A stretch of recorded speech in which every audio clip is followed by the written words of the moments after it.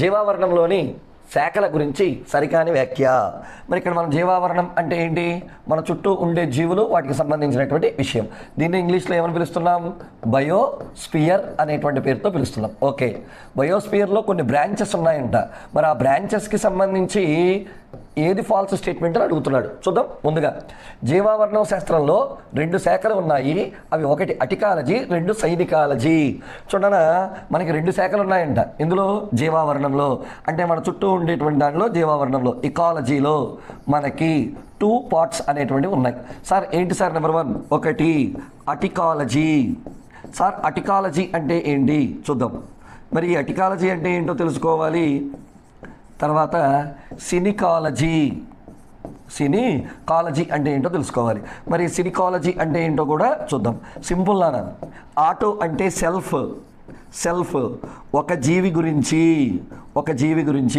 సినికాలజీ అంటే గ్రూప్ అంటే సమూహం గురించి.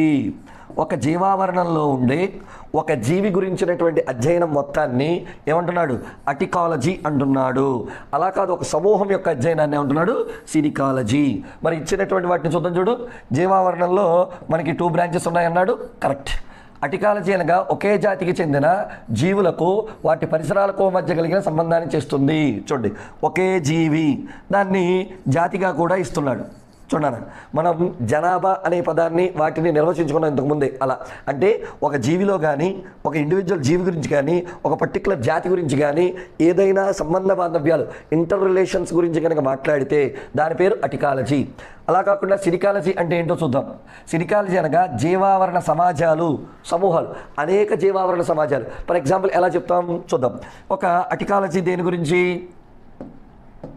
ఒక చెరువులోని కట్ల చేపల గురించి ఇకాలజీలో అధ్యయనం చేస్తుంటే దాన్ని ఏమని చెప్పచ్చు? అటికాలజీ. పులుల గురించి చదివితే అటికాలజీ, సింహాల గురించి చదివితే అటికాలజీ, ఒక అడవిలో ఉండే జీవుల గురించి చదివితే సినికాలజీ. ఓకేనా? మానవుల గురించి చదివితే అటికాలజీ, మానవులు, చింపాంజీలు, పక్షుల గురించి చదివితే సినికాలజీ. గుడ్. ఇక రాంగ్ అనేది. సినికాలజీ అనేది శరీర ధర్మ జీవావరణ శాస్త్రంగా పరిగణించబడుతుంది. నో, అసలు శరీర ధర్మ జీవావరణ శాస్త్రం అంటేనే ఇకాలజీ. చూడరా, మోస్ట్ ఇంపార్టెంట్ గురించి. శరీర ధర్మ జీవావరణ శాస్త్రం ఏంటి? Physiological ecology. ఫిజియోలాజికల్ ఇకాలజీ అన్నా ఒకటే. కాబట్టి ఇక్కడ సినికాలజీకి లేదు, ఒక గ్రూప్ గురించి చెప్తే వస్తుంది. ఇది జీవావరణంలో శాఖలు. మళ్ళీ అడుగుతున్నాడని గుర్తుంచుకోండి.